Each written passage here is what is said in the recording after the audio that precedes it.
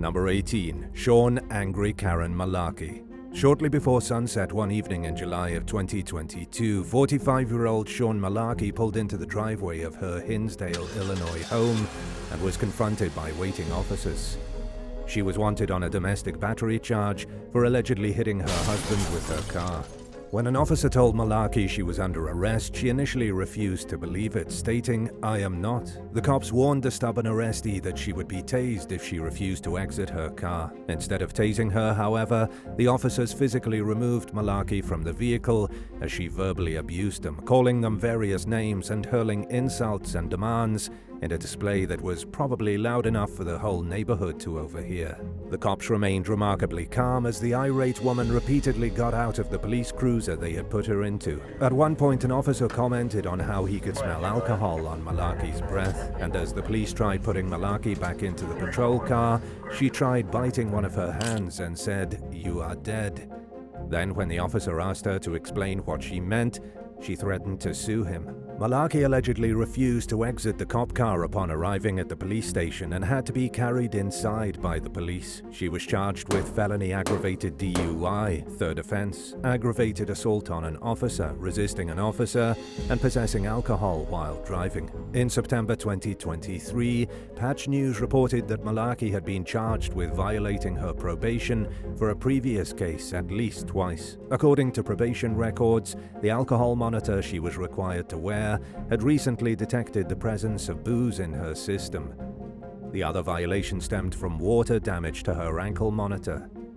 Malaki admitted she went swimming while wearing the device, but claimed she didn't know it couldn't be submerged, even though she'd received documents stating that she'd been warned against doing so.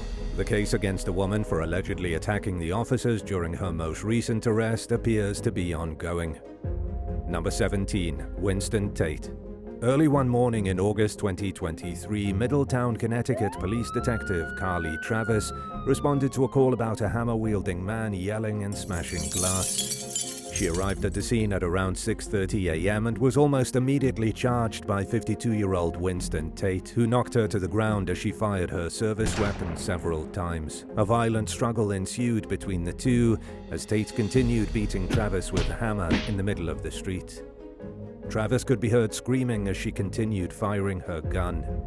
One of the bullets struck Tate, who retreated into his house and was quickly apprehended by other responding officers. After receiving treatment at a hospital for his gunshot wound, he was booked into custody on charges of assault, attempt to commit assault, assault on public safety personnel, and interfering with police. At the time of the incident, Tate was on probation after serving jail time for assaulting 2 other officers. He'd been convicted of 14 crimes in the 6 months leading up to the attack on Travis, and he'd been arrested at least 30 times, leading some to wonder why he was free to begin with when the assault occurred. According to police, law enforcement had been called to Tate's home 4 times in the previous month alone for allegedly tormenting his neighbors with threats, racial slurs, and destructive behavior like smashing glass. Travis was commended for her quick-thinking bravery, which saved not only her own life but potentially the lives of other officers as well as civilians. She was treated for her injuries and then was sent home to rest. Number 16. Christopher Hill. While responding to a reported disturbance in Rochdale, England in April 2020, 2 police officers were attacked by 29-year-old Christopher Hill. The suspect, who was accused of violating COVID lockdown restrictions by trying to visit his partner, punched both of the cops and bit one of them in the upper arm. According to reports, the officers tried explaining to Hill that he wasn't supposed to be visiting anyone under the rules that were in place at the time, but he lashed out at them and became violent, landing himself behind bars for his accused crimes. Hill was far from the only person to violate COVID policy, though. In fact, it had become a major problem as civilians continued to gather and go to parks. But he was likely the only person in Great Britain to bite a police officer in defiance of the protocols. Following Hill's arrest, the 21-year-old officer he bit received treatment for her injuries. Naturally, being bitten caused her to fear that she might have caught the virus, but she continued to test negative in the aftermath of the unpleasant encounter. Hill pleaded guilty to several assault charges and 1 count of criminal damage and was sentenced to 10 months in prison.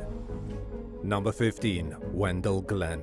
During an otherwise routine Saturday night shift in Milledgeville, Georgia in October 2023, Major Link Boyer was nearly struck at a four-way stop by a driver of a black sedan who blew through the stop sign as the cop was turning. After noticing that the vehicle was continuing to drive erratically while straddling the median, the officer attempted to pull the driver over. Instead of complying with the traffic stop, the motorist, later identified as 33-year-old Wendell Glenn, put the pedal to the metal and sped through a red light, nearly causing several accidents.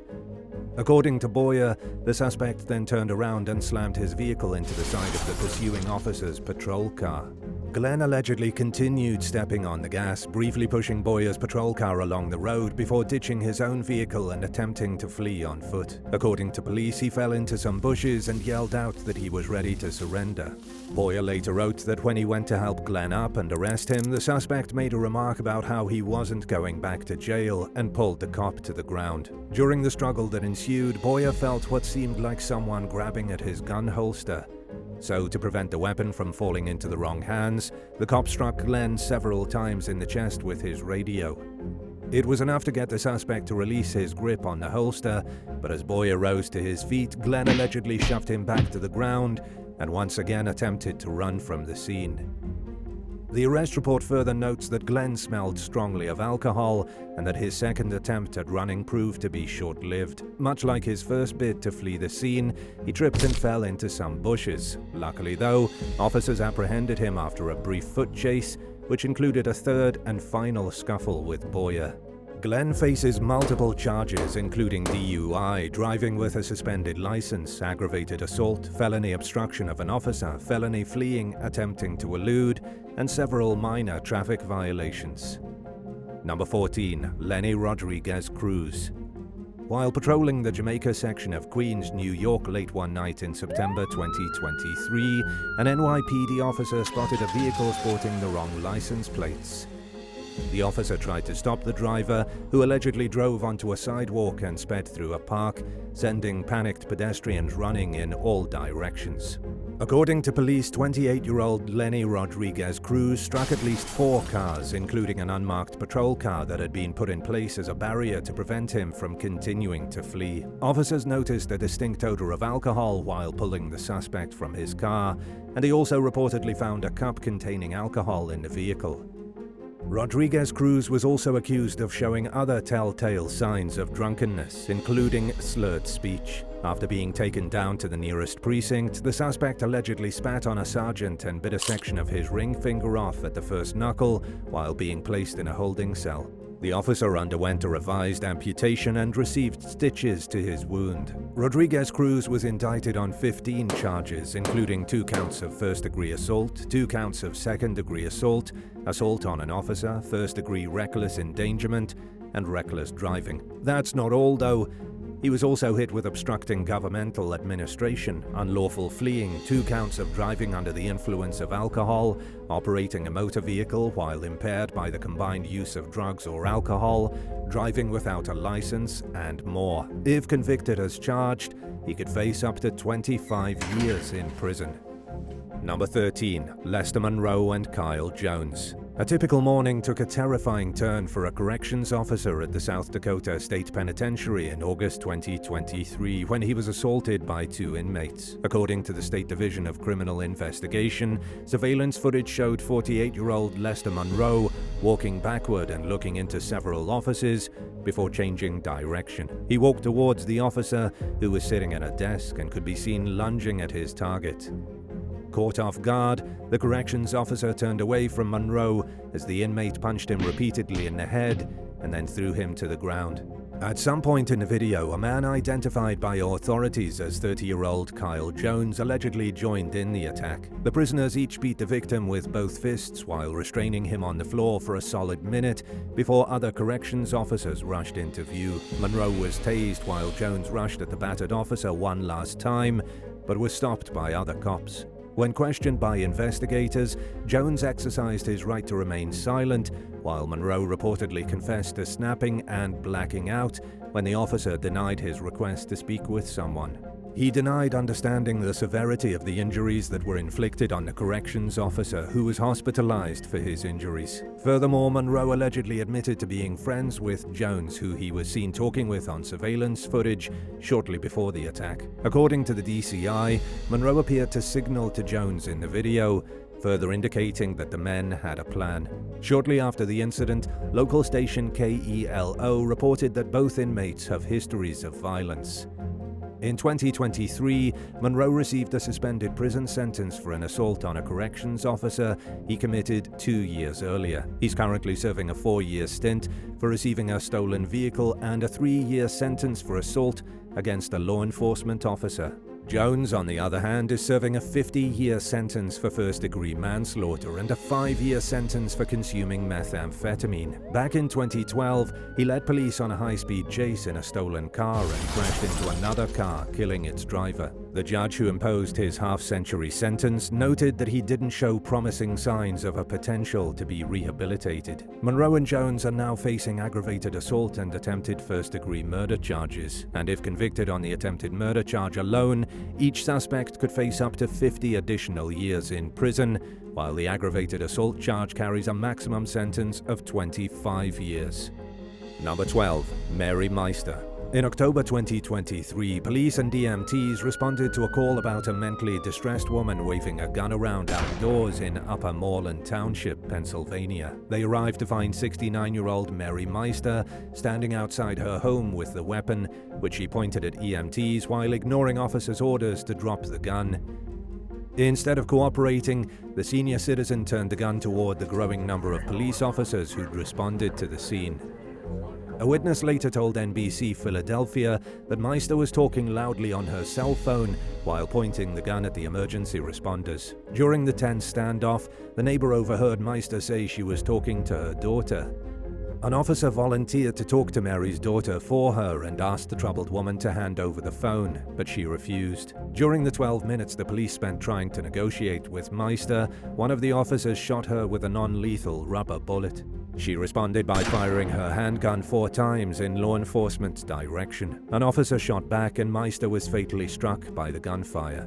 Following an investigation, Montgomery County District Attorney Kevin R. Steele cleared the officer of any wrongdoing, ruling that the use of deadly force was justified. Number 11. Morris Rolo Jr.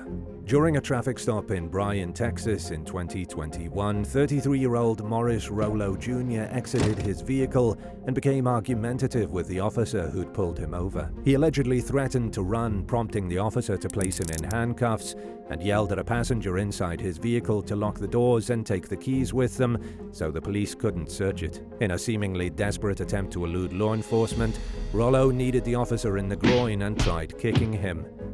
But he didn't get very far, and a cop searched his car despite his wishes, finding 13 grams of methamphetamine inside the vehicle. During the ride to jail, Rolo allegedly threatened multiple officers and their families. He also damaged the car he was riding in, similar to how he'd behaved during past police encounters. At the time of his arrest, he was awaiting trial in 7 felony cases and 10 misdemeanor cases, and he had a criminal history dating back to 2007, which included prior convictions for evading arrest in a vehicle and familial assault. In 2023, Rolo pleaded guilty to retaliation, assault of a police officer, and drug charges, and as a result, he was sentenced to 20 years in prison. Number 10. Daniel Lennox and Jerron Smith. While working a routine patrol during the pre-dawn hours one October morning in 2023, police in Warren, Michigan responded to a report about shots fired at a local residence. Upon arriving at the scene, they saw 2 individuals run inside the house. The suspects, later identified as 23-year-old Daniel Lennox and 22-year-old Jerron Smith, refused to exit the premises or interact with law enforcement. Spent shell casings from outside the house indicated that the young men had most likely fired shots into the air. Thankfully, though, nobody was injured. Officers spent the next 3 hours performing surveillance on the residence and interviewing witnesses before seeing Lennox exit the home. When approached by the cops, he allegedly punched one officer in the head, threw a table at another, and shoved a 3rd officer off his front porch. He was also accused of damaging a patrol car on the way to jail.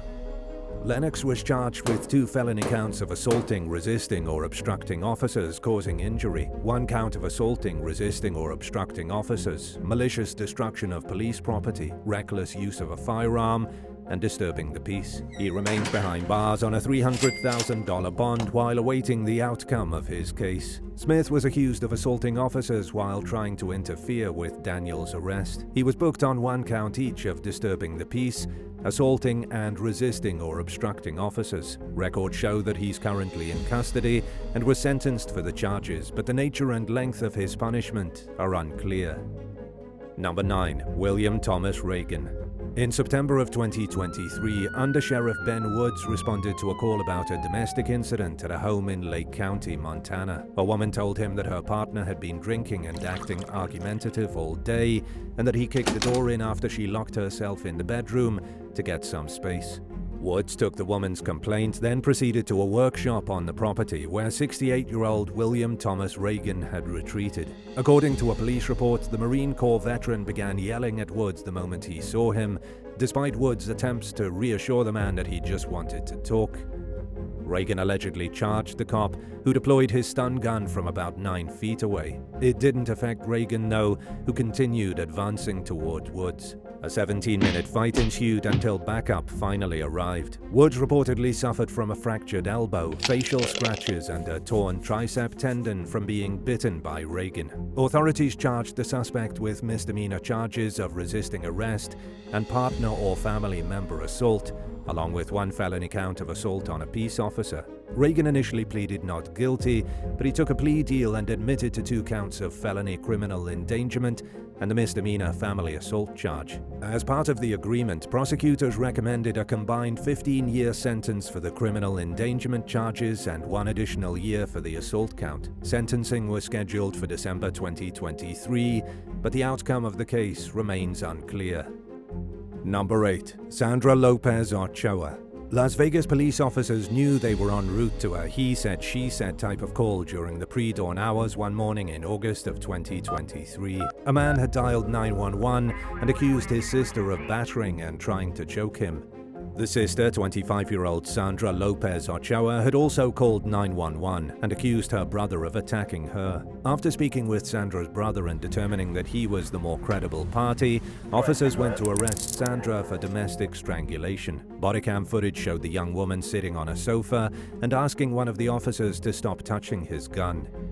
He replied that he was resting his hand on the holster and that he wasn't grabbing the weapon. Lopez Ooa pushed the matter, but the officer said he was going to keep his hand where it was. It initially seemed like the arrest would be peaceful as Sandra stood up from the couch. An officer told her to put her hands behind her back, but instead of cooperating, she grabbed a kitchen knife and stabbed the cop in the head. Another officer in the room then opened fire on Sandra, killing her at the scene. In the video, blood could be seen pouring from a wound above the officer's eyebrow. A blood glove he was wearing also became covered in blood. Described by Assistant Clark County Sheriff Sasha Larkin as more than superficial, the injury was treated at a hospital with the expectation that the officer would be able to return to active police duty after his recovery. Number 7. Malik Lewis. While responding to a domestic violence call at a landing along the St. Clair River in Port Huron, Michigan one night in November 2023, a pair of officers noticed a fleeing suspect in some overgrowth near the shoreline. Later identified as 27-year-old Malik Lewis, the accused assailant was found walking in the water. He allegedly refused to follow the officer's commands, prompting one of the cops to grab his arm in an attempt to apprehend him. According to police, though, Lewis pulled the officer to the ground, then held him underwater for several seconds while standing over him. As additional officers flooded onto the scene, the suspect ran, but luckily he was captured after a brief foot chase. Thankfully, the officer who was held underwater didn't suffer any serious injuries, but the situation could have easily taken a deadly turn. The gravity of Lewis's accused actions is reflected in the charges he's currently facing, including assault with intent to murder, domestic violence, resisting assaulting a police officer, being a habitual offender, and violating bond in a previous case. He's currently being held at the St. Clair County Jail on $750,000 bail as he awaits his next court date in early 2024. Number 6. Ray Shertler. After learning that an arrest warrant had been issued against him in Westmoreland County, Pennsylvania, for violating probation in December of 2021, Ray Shertler went and hid in the woods for 4 days. The day before he planned to turn himself in, he snuck into a mobile home to see his girlfriend one last time. And as luck would have it, this was when the police decided to pay a visit to the trailer in search of the wanted fugitive. Shertler's girlfriend fled the scene on foot, while he attempted to hide between a futon and a wall. Of course, though, it wasn't long before he was discovered. Shertler would later testify that numerous officers entered the trailer and beat him up while he lay on the floor screaming for help. He accused the cops of tasing him in the face, which left him blind in one eye, and hitting him on the head repeatedly with a flashlight, despite his willingness to cooperate. This wasn't entirely unexpected, according to Shertler, who said he feared that the police were going to hurt him as revenge for his acquittal in the shooting death of Officer Lloyd Reed in 2015. During the previous incident, Reed responded to a call from Shertler's girlfriend at the time, who accused him of striking her in the face and causing her nose to bleed. The victim also claimed that Shertler had filled the house with smoke from a wood-burning stove and that he was armed with a rifle.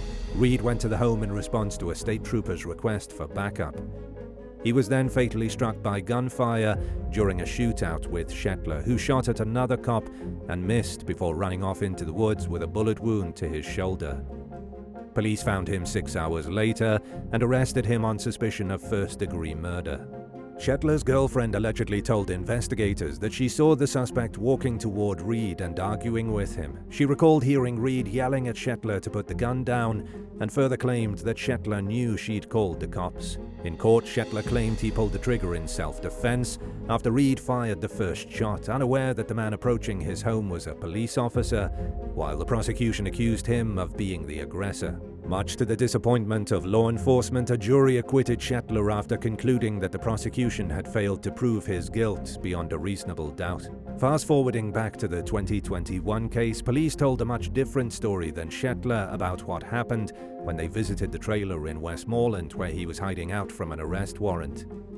All of the officers involved testified at trial that Shertler was being combative and refusing to comply with demands. This time, the jury found him guilty of aggravated assault, resisting arrest, and disarming a law enforcement officer. He now faces up to 20 years in prison and is scheduled to be sentenced in January 2024. Number 5. Jose Ramirez. During what began as a routine traffic stop in Bryan, Texas in December 2022, 35-year-old Jose Ramirez was pulled over shortly after midnight for failing to fully stop at a stop sign. According to a police report, Ramirez pulled over immediately but then sought to distance himself from the vehicle. He then admitted to the officer questioning him that he didn't have a driver's license or proof of insurance. The officer later wrote in the arrest report that she noticed that the suspect was acting erratically. Ramirez ignored her repeated orders to sit on the sidewalk and tried walking away from the scene, leading to a scuffle with the officer. He twisted and broke one of the cop's fingers during the struggle, requiring her to undergo surgery and months of physical therapy for her injury. Thankfully, though, the fleeing felon was soon apprehended by other members of law enforcement. By that point in time, Ramirez already had a lengthy rap sheet, which included convictions for familial assault, drug charges, and burglary. He added another conviction to the list in 2023 when he pleaded guilty to assault on a peace officer and is currently serving an 18-year sentence in state prison. Number 4. Shalel Tester. While responding to a call about a possible drug overdose one morning in June of 2023, police ended up at the Lenoir, North Carolina home of 46-year-old Shalel Tester. The woman's brother, Philip, would later tell local station WCCB Charlotte that Shalel had taken some pills while high on meth. Unaware of what kind of pills she took, or how many, concerned family members called for help. Their goal was to get her to the hospital, but unfortunately, she would never make it there. According to reports, police had to kick Shalel's door in, and by the time law enforcement made entry, she had become agitated and was holding a knife in each hand. She ignored repeated commands to drop the blades, prompting an officer to tase her. Shalel briefly dropped the knives on the floor, but she quickly picked them back up and charged straight at the cops who had gathered in her hallway, one of whom responded with gunfire. Shalel died from her injuries on the way to the hospital. Philip Tester told WCCB that his sister was a good woman who suffered from drug addiction. He said that he thought Sergeant Brandon McLeod could have taken a different approach to the situation and that it wasn't necessary for him to shoot 4 times.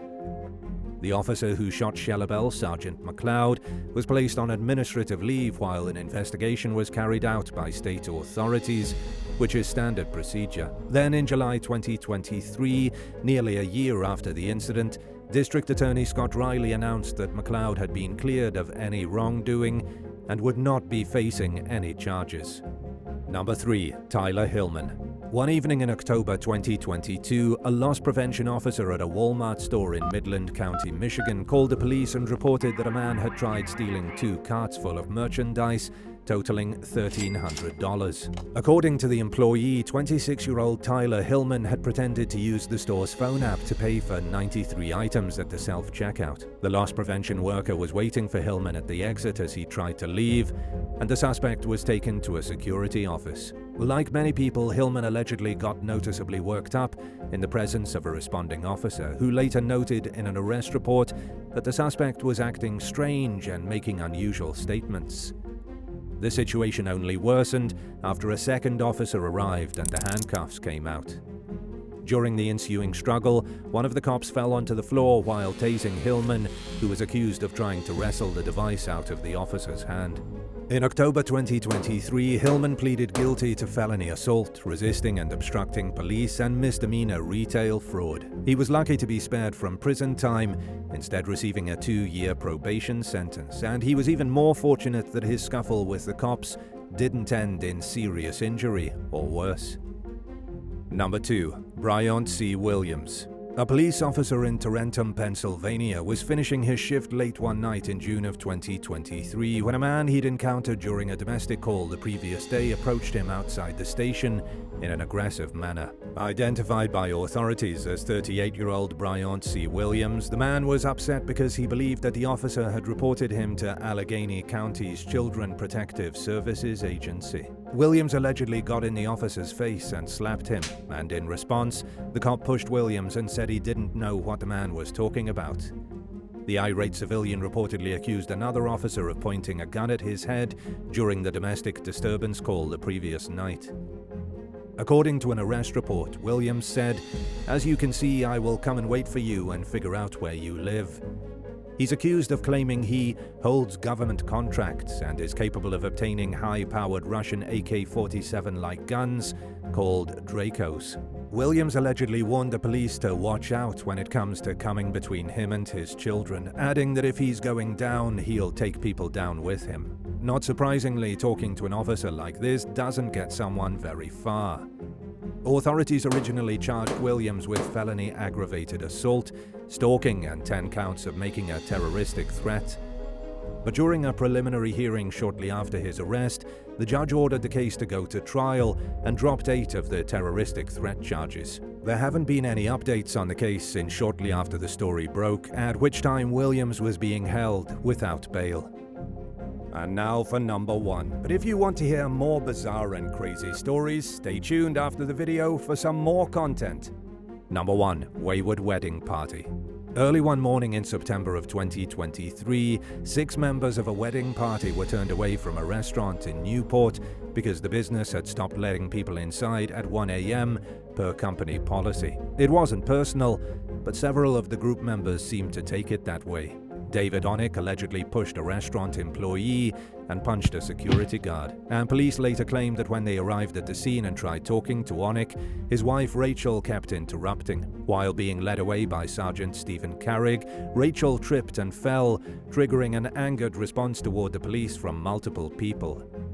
Alexandra Flaherty allegedly kicked an officer near his groin, while Robert Nash is accused of hitting Carrig in the face. In one officer's body cam video, Onick could be heard repeatedly saying, "I don't do anything," as an officer slapped the handcuffs on and told him he was being detained. Other footage obtained by WPRI shows an officer punching Rachel Onick in the face and restraining her while another man exchanges punches with a different cop. According to a police report, she was knocked unconscious by the strike, but eventually recovered.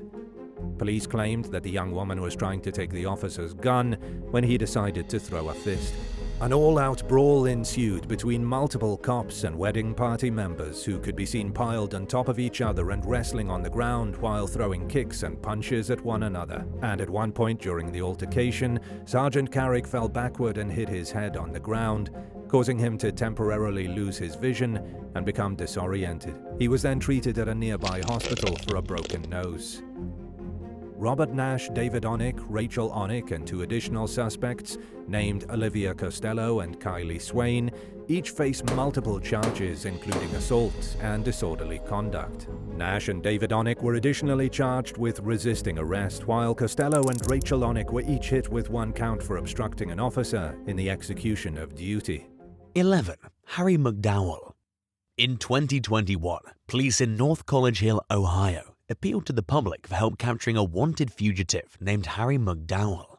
According to a Facebook post, the suspect was accused of breaking into his mother's house at least twice and assaulting and threatening her. He faced charges of aggravated burglary, menacing by stalking, domestic violence, and criminal damage. The day after the post appeared, a Facebook user going by the name Stephen Keontae Urkel posted a photo that appeared to show McDowell sitting in a red car and holding his own wanted photo. Police confirmed to local station WOWT that the man in the photo was McDowell and reported that he'd called them and told them he would not be turning himself in. It's unclear whether he was ever caught. 10. James Sutton. It's hard to imagine someone with distinctive face tattoos living on the run as a fugitive for very long, but an Australian man named James Sutton managed to elude law enforcement long enough for them to post a picture online seeking the public's help with tracking the fugitive down. Naturally, social media users were entertained by what some described as the Sharpie drawings on his face, which include heavily tattooed designs and the word "Beast" in capital letters across his forehead. The Murray River Police near the Victoria and New South Wales border issued the alert after Sutton failed to appear in court while out on bail for assault and property damage charges.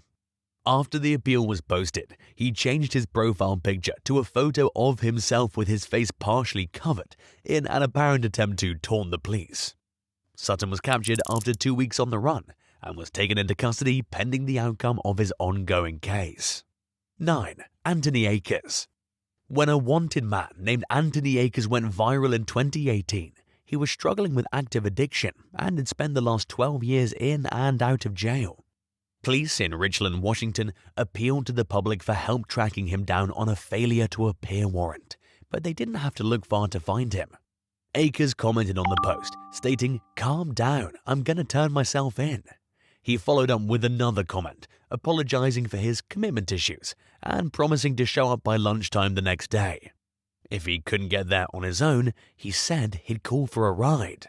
He kept his word, and while thousands of amused social media users eagerly awaited an update on the situation, the Navy veteran was at a serious low point and had come to realize that he needed help. Akes later told local station KEPR that the warrant was issued after he missed a visit with his probation officer. His downward spiral continued after that, to the point where he was facing 6 to 8 years in prison. By then, he said he'd accepted the prison was going to just be a normal part of his life. But the court gave him an alternative, to participate in a new Veterans Court program, which focused less on punishment and emphasized the importance of getting meaningful treatment for former service members. Akes took up on the offer and worked hard to get his life back on track. He got sober, got a job, and regained the independence he'd lost through drug use. A year and a half later, he graduated from Veterans Court. And while he remains on social media, he said he now uses it to inspire others who are battling addiction and going through the same struggles that he once saw no way out of. 8. Christopher Spalding. When Georgia's Rockdale County Sheriff's Office posted its latest 10 most wanted list on Facebook in 2022, a man named Christopher Spalding left a comment saying, "How about me?" The agency responded stating, "You're correct, you have 2 warrants, we're on the way." Later that day, the sheriff's office shared a photo of 40-year-old Spalding being taken into custody for 2 counts of felony violation of probation. The post included a caption thanking Spalding for his assistance with his own capture. Following the arrest, the department reminded the public that its most wanted list is based on the severity of charges its fugitives face, and that being absent from it isn't a get-out-of-jail-free card. The memo also made it clear that even if someone's not on the list, the fugitive unit is still looking for them. 7. Kelsey Wood. A chaotic police chase in Los Angeles came to a highly unusual end in 2015 when a woman got out of her car and began dancing. The pursuit began at around 10 o'clock p.m. in the city's downtown area when officers suspected 25-year-old Kelsey Wood of driving under the influence and attempted to pull her over. She fled and continued to drive on the rims of her wheels after she ran over spike strips and blew her tires. When the car finally came to a stop, the young motorist got out and busted a move. Wood allegedly got back into the car, but the police took her into custody before she could try to drive away. In another incident involving impromptu dancing in LA, dozens of bystanders gathered in the street while police were trying to apprehend an allegedly armed driver they'd just disabled with spike strips. Officers ordered the crowd to get out of the way, but they ignored the command. As the frustration grew among law enforcement, two women began to twerk while the suspect leaned out of the window and watched with a seemingly satisfied look on his face. He eventually started his vehicle back up and attempted to drive off, but the police managed to block him into an alley and took him into custody. 6. Chloe Jones. 23-year-old Chloe Jones seemed more amused than scared when the Greene County, Pennsylvania Sheriff's Office named her as a wanted person in a Facebook post in 2019. She responded to the post with snarky comments, asking the agency if they do pickup or delivery. Jones was wanted for failing to appear in court on a misdemeanor assault case, but it was most likely her behavior on Facebook rather than the crime she was accused of that prompted other social media users to encourage her to turn herself in. People seemed rather put off by her attitude, which they described using words like immature, embarrassing, and trashy. The backsassing young fugitive revealed in the heated back and forth that her original charge stemmed from a fight she got into during a previous jail stint. She claimed that she hadn't shown up for court because her boyfriend was in the hospital. In her defense, she rightfully pointed out that none of the people bashing her had ever met her personally and didn't know her. The war of words backfired on Jones when tips came pouring into law enforcement. Police tracked her down in neighboring West Virginia and had her extradited to Pennsylvania. Since then, it appears as though she's sorted out her legal issues and moved on with her life. 5. Ulid Sakaki. In December 2019, 5 men escaped from Belgium's turnout prison by scaling an exterior wall and speeding off in a waiting getaway car. 3 of the prisoners were recaptured the next day, while another remained on the run for just a few weeks. The 5th escapee, Ulid Sakaki, managed to evade law enforcement for months. Sakaki's family was no stranger to law enforcement. His brother, Ashraf, was a notorious prison escape artist who carried out 3 high-profile escapes long before Ulid followed in his footsteps. Ulid Sakaki was sentenced to 2 years in prison in 2018 for drug trafficking and injuring someone in a shooting. By the time he escaped, he'd served a large portion of his sentence, so it seems nonsensical that he chose to escape. But he was wanted in his home country of Morocco for drug trafficking, and he knew that he would be sent there to face justice after finishing his sentence in Belgium. During his time on the lam, Ulid sent a letter to the directors of the prison he escaped from. The envelope contained his inmate ID badge and a postcard that said "Greetings from Thailand" on it. Authorities suspected that it was an attempt to deceive them into thinking Sakaki had fled the country. Fugitive hunters finally caught up with him 9 months later. He served the rest of his time and was extradited to Morocco. 4. Dean Manning. Instead of turning himself into police after skipping out on probation in Norwich, England in early 2023, a 4'9" TikToker and Facebook user named Dean Manning bragged to his followers about his ability to evade law enforcement. In one video, he could be seen walking past a police station while saying, "I shouldn't really be here, should I?" Another post which appeared in a private group said, "Let's see how long it takes for me to get caught." The 34-year-old also posted a video angrily clarifying that he's 5'3" in high heels and claiming that he would have surrendered if the police hadn't published the wrong height. But Manning's openness about his evasion of the law didn't work out in his favor. Members of the media and the public came forward with information that helped law enforcement track him down. Shortly before he was captured, he panhandled from his followers in a video asking for money to finance his life on the run.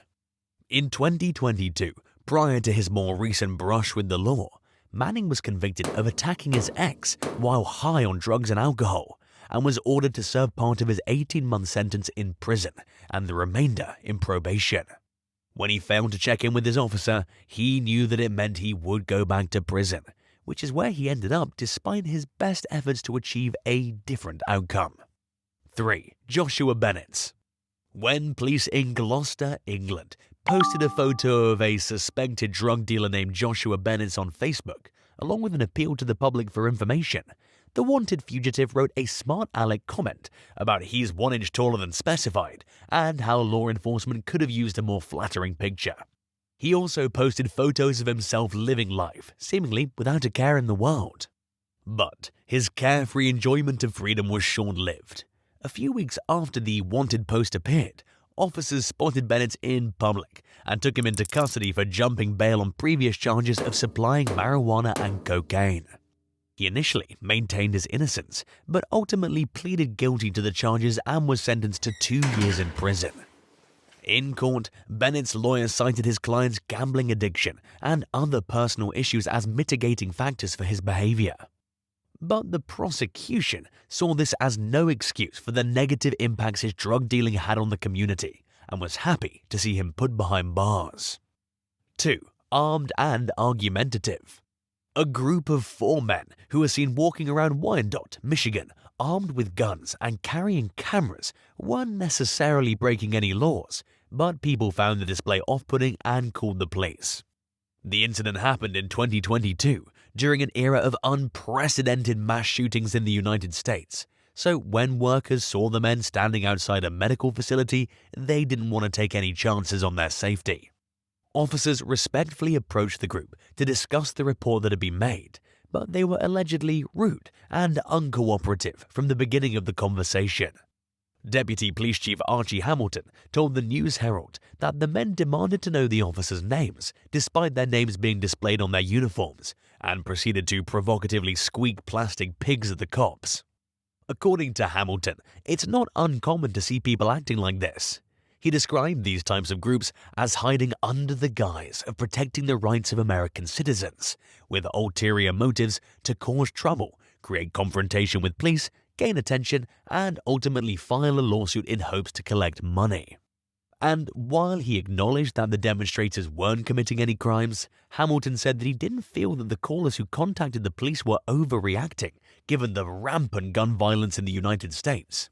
He also pointed out that because a lot of mass shooters record their crimes, it's especially understandable that people were alarmed by the men. If anything, Hamilton seemed annoyed that police have to deal with these types of confrontation seekers, which he said can slow down law enforcement's response to similar calls, including when an active shooter is involved. 1. Ezra Miller. After an initially successful start to a promising acting career, Ezra Miller descended into what appears to be an ongoing fall from grace that started around 2020. The talented performer, who identifies as non-binary and uses the pronouns they and them, became entangled in one of the most concerning controversies in 2022, when the parents of a young woman named Dakota Ionize petitioned for a restraining order against them. According to documents from the Standing Rock Sioux Tribal Court in North and South Dakota, Dakota's parents accused Miller of using violence, intimidation, threat of violence, fear, paranoia, delusions, and drugs to influence their daughter. Takata defended Miller despite these allegations and criticized her parents' attempts to separate the pair, who were living and traveling together at the time. Authorities were unable to serve the protective order because they didn't know where Miller was, and the disgraceful Hollywood figure seemed perfectly fine with that. In a series of Instagram posts, they taunted law enforcement with messages like, "You cannot touch me, I'm in another universe," and "message from another dimension." One rambling message, which appeared to be yet another declaration of Miller not feeling accountable to police, began with the sentence, "I am shielded from negative people and their ill intent." Shortly after the posts appeared, Miller deleted their Instagram account, but screenshots continued to circulate, and it wasn't long before they landed at the center of yet another bizarre scandal. A few months later, they told the media through a representative that they're focusing on complex mental health issues and apologized for their past behavior. If you saw a crazed individual attacking a cop, would you step in to help the officer, handle it a different way, like perhaps calling for help, or stay out of it entirely? Let us know in the comments down below. And if you enjoyed this video, be sure to leave a like and subscribe to the channel. Thank you so much for watching, and we'll see you in the next one. Bye.